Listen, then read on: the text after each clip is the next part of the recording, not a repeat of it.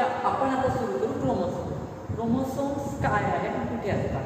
Chromosomes आता तुम्ही बघितले आहे, हे सपोज ही सेल आहे, ही आहे सेल, ही पूर्ण सेल आहे, सेल मेम्ब्रेन आहे, त्याच्यामध्ये न्यूक्लियस आहे.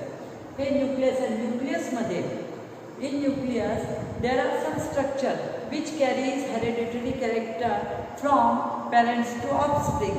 That structure is called chromosomes. आता याच्यामध्ये काय, हे जे काही स्ट्रक्चर आहे हे न्यूक्लियसमध्ये आहे आणि हे याला म्हटलं जाते क्रोमोसोम. हे जे क्रोमोसोम्स आहेत हे न्यूक्लियसमध्ये आहे. हे हेरिडिटरी कॅरेक्टर्स पॅरेंट्सपासून ऑफस्प्रिंगमध्ये नेतात. Chromosomes are made up by DNA. याला डिऑक्सी रायबोन्यूक्लिक ॲसिड म्हणतात. म्हणजे हे जे क्रोमोसोम्स आहेत they are made up of nucleic acid. Nucleic ॲसिडने हे जे क्रोमोसोम्स आहेत हे न्यूक्लिक ॲसिडने बनलेले असतात. During cell division chromosomes are clearly visible. म्हणजे ज्यावेळेला सेल डिव्हिजन होते तेव्हा ते क्लिअरली दिसायला लागतात. हे तोपर्यंत हे कसे असतात, नेटवर्कच्या रूपामध्ये असतात, फाईन थ्रेड्स असतात, इनविजिबल असतात. पण सेल डिव्हिजन जेव्हा होते, जेव्हा सेल डिव्हिजन होते तेव्हा ते क्लिअरली विजिबल होतात, दिसायला लागतात. आणि याच्यावर काय असतात, त्याच्यावर जीन्स असतात. जसं आता क्रोमोसोम्स आहे, क्रोमोसोम्सवर काही जीन्स असतात. जीन्स, हे जे जीन्स आहे या क्रोमोसोम्सवर कोडेड फॉर्ममध्ये लोकेटेड असतात. Genes contain hereditary characters which are located on chromosomes in coded form.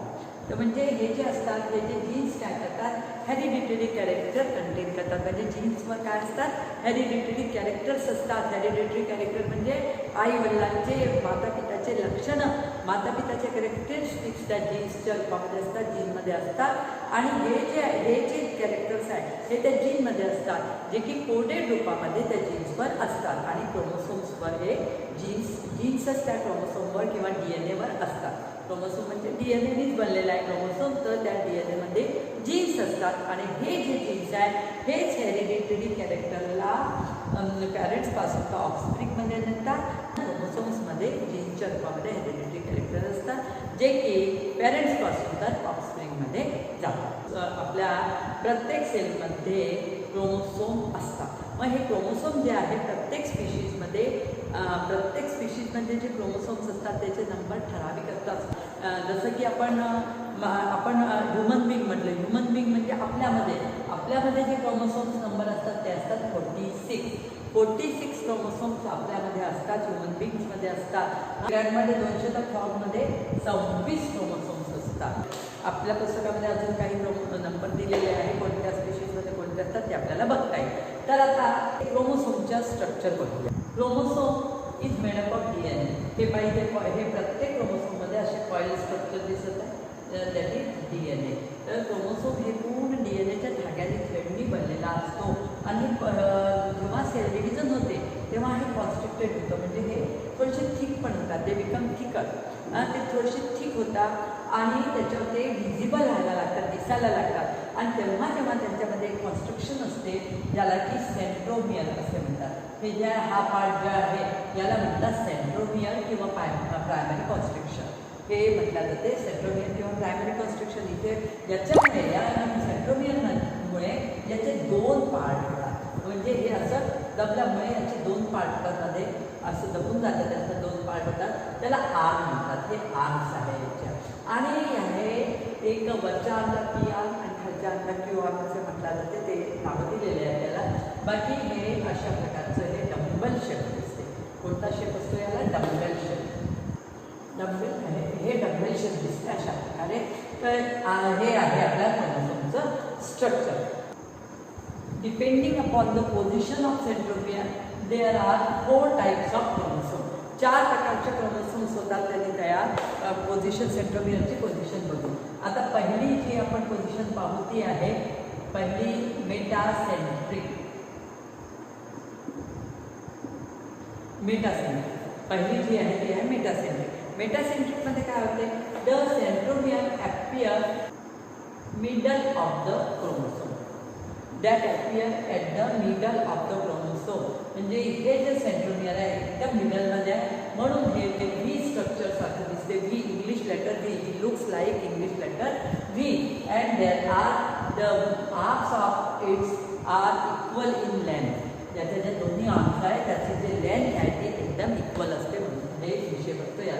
Metacentric म्हणतात. दुसरे जी आहे ते आहे submetacentric.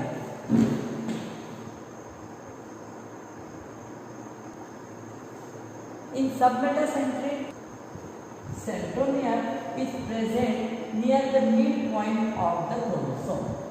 Centromere is present near the midpoint of chromosome.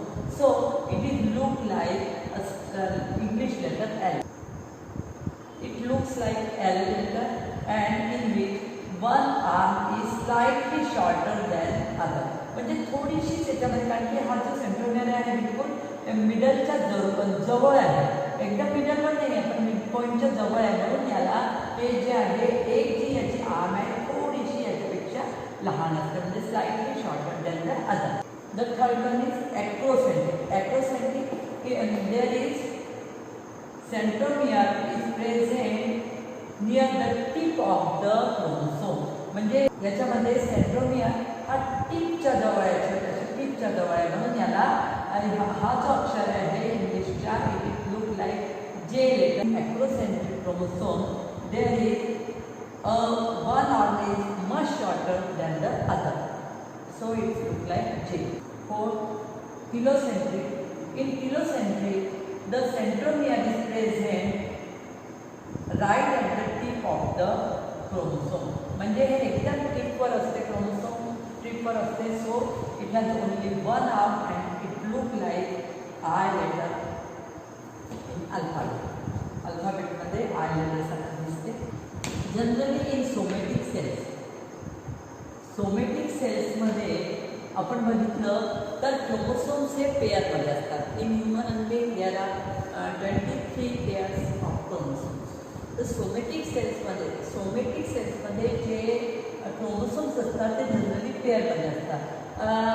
जर हे पेअरमध्ये असणारे क्रोमोसोम जर शेपमध्ये, साईजमध्ये अँड ऑर्गनायझेशनच्या हिशोबाने, म्हणजे सेंट्रोमियरच्या पोझिशन वगैरेच्या हिशोबाने जर एकदम सेम असले, सिमिलर असतात, if they are similar, both chromosomes of somatic cells are similar in size, shape and organisation, they are called homologous chromosome.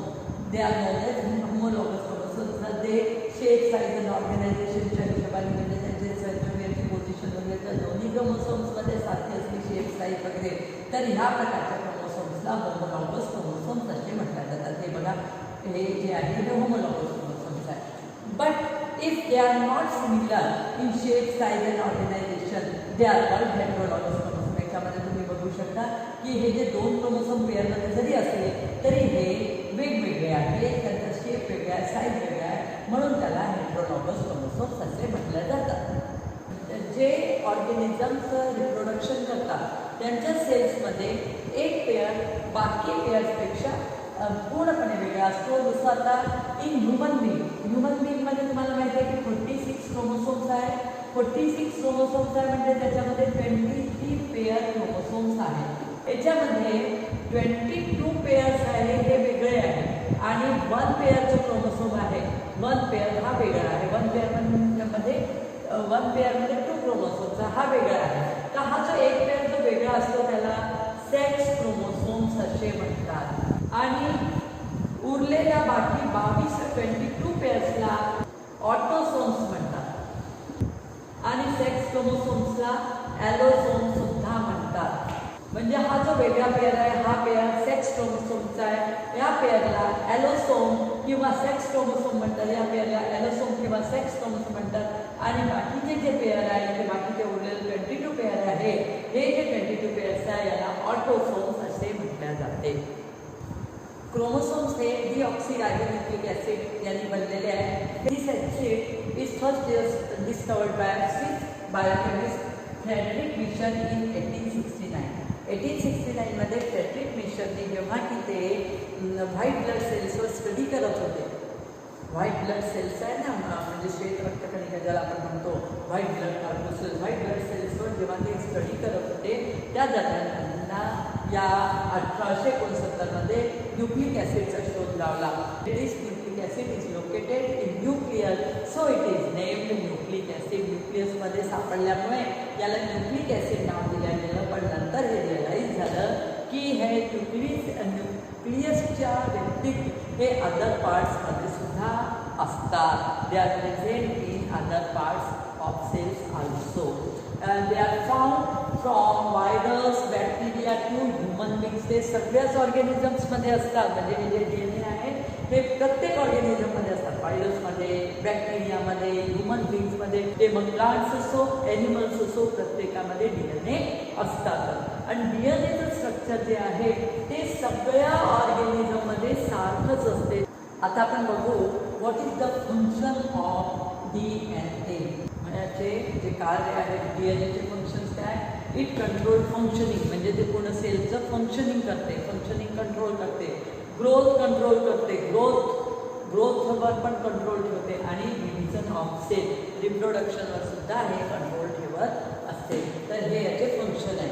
1953मध्ये Watson and क्रिकने एक DNAचं एक मॉडेल प्रोड्यूस केलं.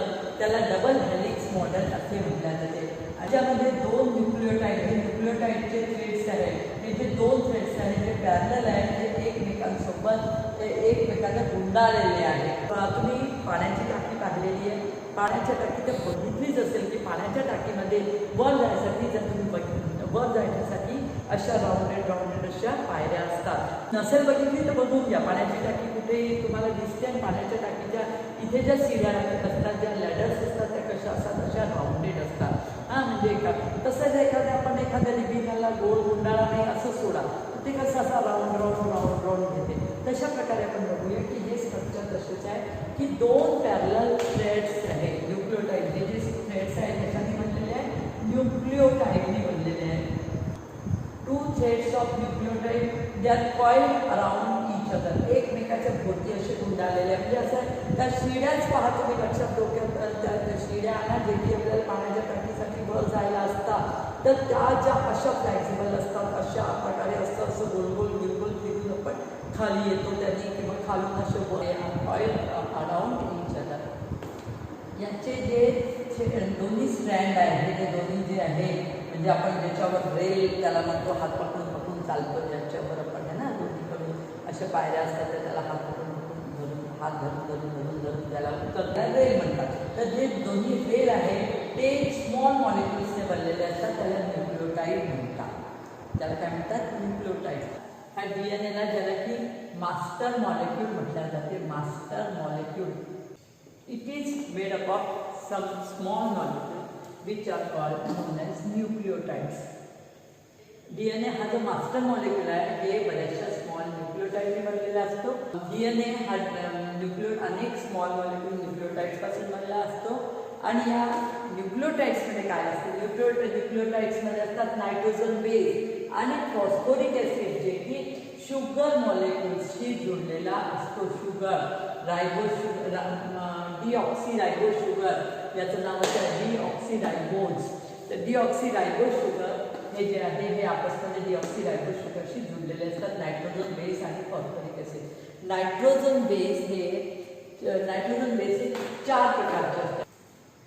नायट्रोजन बेस 4 प्रकारचे असतात, ॲडेनिन, ग्वानिन, सायटोसिन अँड थायमिन. जे ॲडेनिन आणि guanine आहे याला म्हणतात प्युरिन्स, आणि सायटोसिन आणि थायमिन याला म्हणतात पिरिमिडिन्स. ॲडेनिन, ग्वानिन, सायटोसिन आणि थायमिन हे 4 नायट्रोजन बेस आहेत. 4 नायट्रोजन बेसमध्ये ॲडेनिन आणि ग्वानिन याला म्हणतात प्युरिन्स, आणि सायटोसिन आणि थायमिन याला म्हणतात पिरिमिडिन्स. याच्यामध्ये प्युरिन्सचं नेहमी पिरिमिडल सोबत जोडतात. जसं आता हे ॲडेनिन आपण याचे समोरचे लेटर घेऊ. ॲडेनिन नेहमी थायमिन सोबत जोडतो आणि सायटोसिन नेहमी ग्वानिन सोबत जोडते. तर याच्यामध्ये हे लक्षात घ्या, ॲडेनिन थायमिन सोबत जोडते तर हे डबल हायड्रोजन बॉन्ड जोडते, आणि हे सायटोसिन आणि ग्वानिन आपसामध्ये ट्रिपल हायड्रोजन बॉन्डने जोडतात. हे हायड्रोजन बॉन्ड आहे, हे हायड्रोजन बॉन्ड आहे. A and T, A always combined with T and T always combines with A, while C always combines with G and G always combines with C. Cytosine आणि guanine हे नेहमी triple hydrogen बॉन्डने जोडतात, आणि ॲडेनिन आणि thiamine हे नेहमी double hydrogen बॉन्डने जोडतात. Nitrogen base आहे, 2 ग्रुपमध्ये डिवाइड्स होतात प्युरिन्स आणि पिरिमिडिन. तर प्युरिन्स 2 आहे, एडेनिन, ग्वानिन आणि सायटोसिन, थायमिन. तर अशा प्रकारे हे 4 नायट्रोजन बेस असतात. आता हे 4 नायट्रोजन बेस आहे, कशा प्रकारे जोडतात पहा. 4 नायट्रोजन बेस 4 आहे म्हणून न्यूक्लियोटाइड पण 4 प्रकारचे असतात. There are 4 types of nucleotide because there are nitrogen base are 4 and so there are 4 types of nucleotides are formed. 4 प्रकारचे न्यूक्लियोटाइड्स बनतात. याचे हे जे रेल आहे, जे पकडण्याचे 2 दंडे आहेत, हे कसे बनलेले असतात. हे बनलेले असतात जसं एक मॉलिक्यूल शुगरचा आणि हे फॉस्फरिक ॲसिडचं. हे phosphoric acid sugar, phosphoric acid sugar. हे जे दंडे आहे, हे जे दंडे आहे ना, हे याने बनलेले असतात phosphoric acid sugar, alternate molecule of phosphoric acid and sugar. आणि हे जे शुगर आहे हे जुळलेले असतात इथे नायट्रोजन बेस सोबत. नायट्रोजन बेस म्हणजे आता इथे आपण नायट्रोजन बेस म्हणजे काय पाहू. समजा आपण घेऊ एडिनिन. हे पहा, हे इथे आपण सायटोसिन घेऊ शकतो, इथे थायमिन घेऊ शकतो, इथे पुन्हा सायटोसिन घेऊ शकतो. अशा प्रकारे आपण कोणताही मॉलिक्यूल इथे घेऊ शकतो. म्हणजे अशा प्रकारे यांचे प्रकार असतात. आपल्याला घेतल्याने काहीच होत नाही, अशा प्रकारे यांचे प्रकार असतात. तर हे पहा, याच्यामध्ये हे जर एडिनिन आहे, हे नायट्रोजन बेस आहे, हे सगळे नायट्रोजन बेस आहे. तर इथे शुगरशी आणि शुगर आणि ते अल्टरनेट मॉलिक्यूल जे आहे फॉस्फरिक ॲसिड आणि शुगर, फॉस्फरिक ॲसिड आणि शुगर यांनी हे याचे रेल बनलेली आहे. हे जे आजूबाजूचं आहे ना, जे 2 आपण दंडे पकडतो ते आहे याने बनलेले आहे.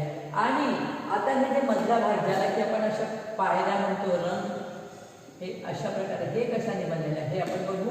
आता एडिनिन आहे, हे एडिनिन हे जोडते थायमिन सोबत, सायटोसिन हे जोडते ग्वानिन सोबत, हे जोडते डबल बॉन्डनी, डबल हायड्रोजन बॉन्डनी एडिनिन सोबत, हे सुद्धा ट्रिपल हायड्रोजन बॉन्डनी ग्वानिन सोबत जोडते, डबल हायड्रोजन बॉन्डनी हे.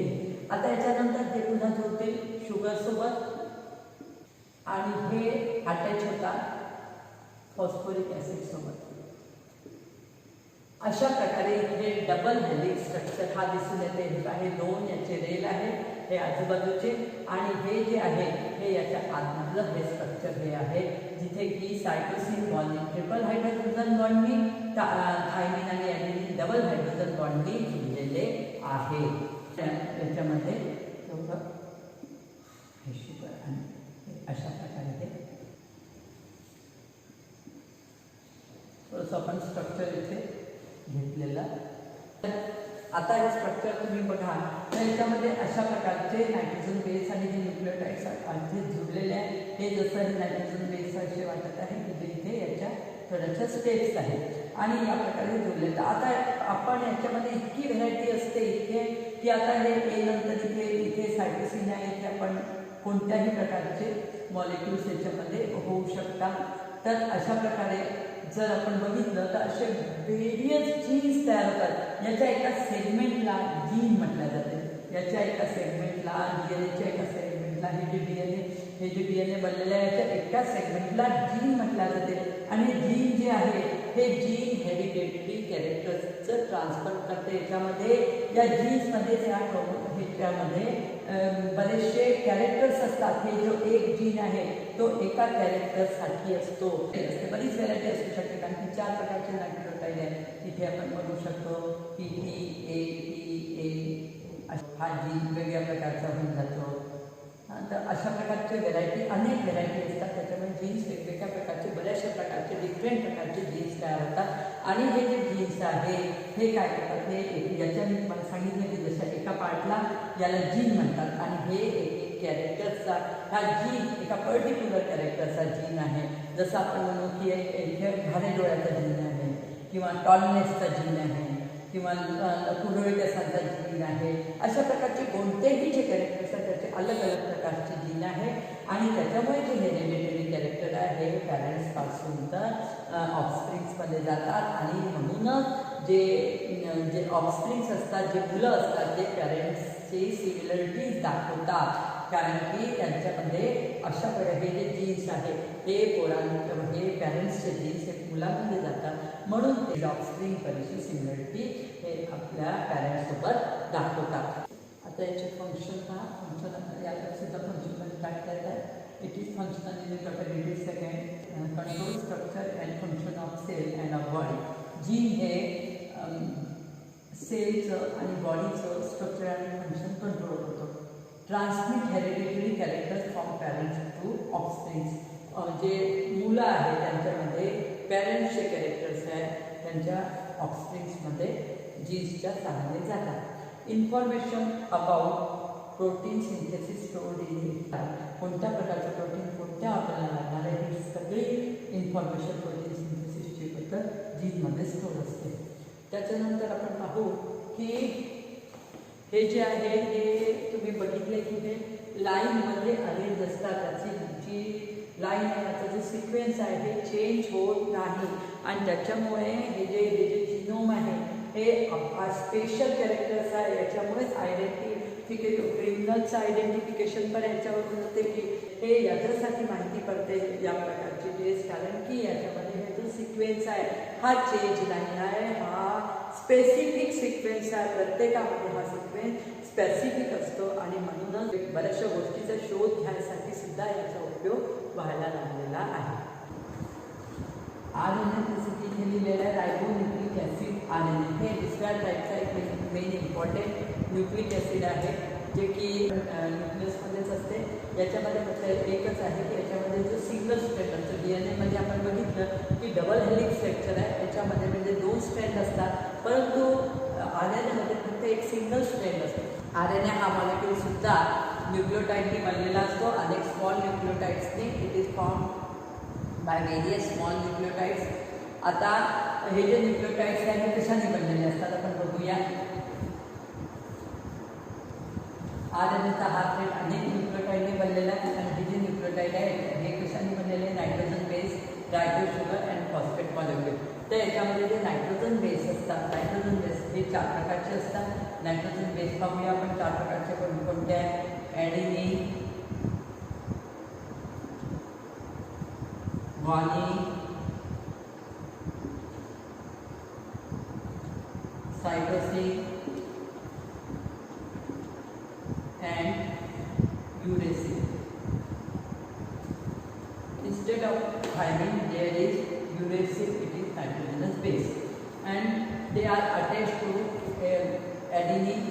So if you are nitrogen base, they are nitrogen base, they are attached to ribose sugar and phosphate molecule. हे अशा प्रकारे हे जे नायट्रोजन बेस आहे हे तशाच प्रकारे ते अटॅच असतात.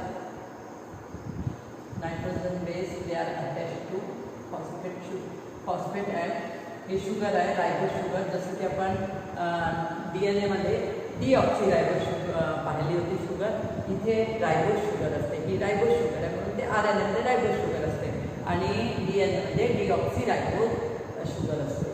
तर हे आपण हे बघितले अशा प्रकारचा हा सिंगल स्टेट असतो. हे जे नायट्रोजन बेस आहे जसं की आपण ॲडेनिन, ग्वानिन, सायटोसिन आणि युरेसिल अशा प्रकारे हे नायट्रोजन बेस अशा प्रकारे हे नायट्रोजन बेसचा सिंगल स्ट्रेट असतो. हा सिंगल स्ट्रेट तयार असतो.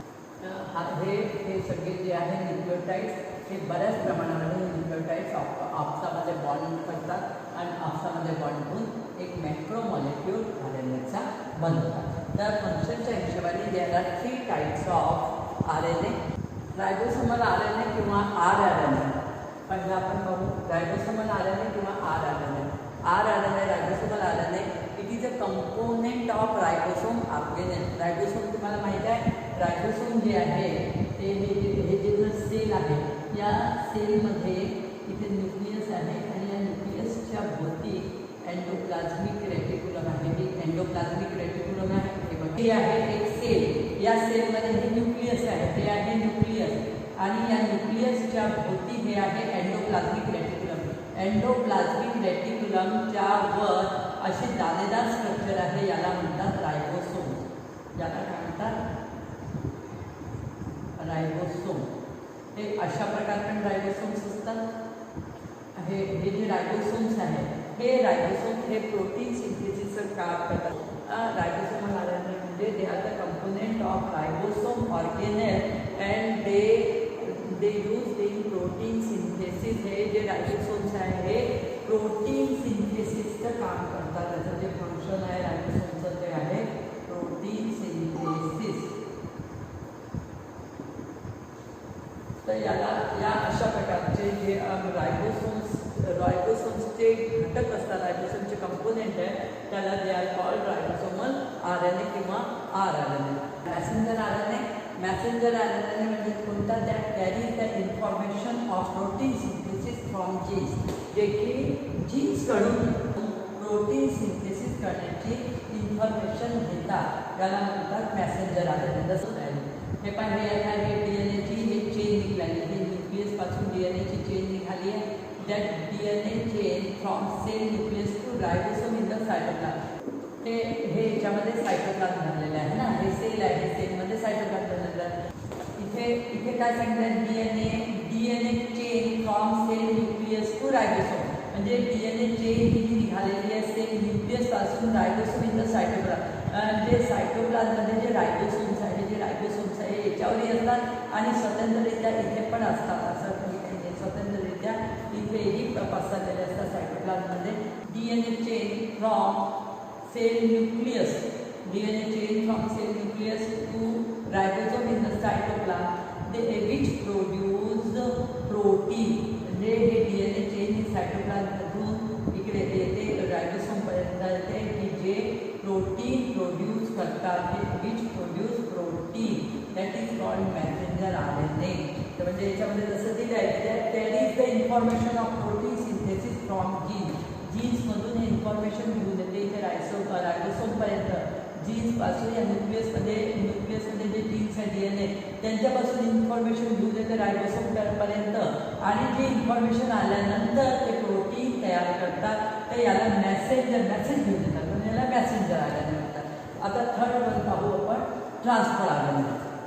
आता ट्रान्सफर RNA काय करतो? ट्रान्सफर RNA करतो की जे इन्फॉर्मेशन मॅसेंजर RNA आणलेली आहे, हा जो मॅसेंजर RNA आहे, हा मॅसेंजर RNA आहे आणि जी इन्फॉर्मेशन राइबोसोमपर्यंत आलेली आहे की कोणतं प्रोटीन्स तयार करायचं, हे प्रोटीन तयार करतात राइबोसोम.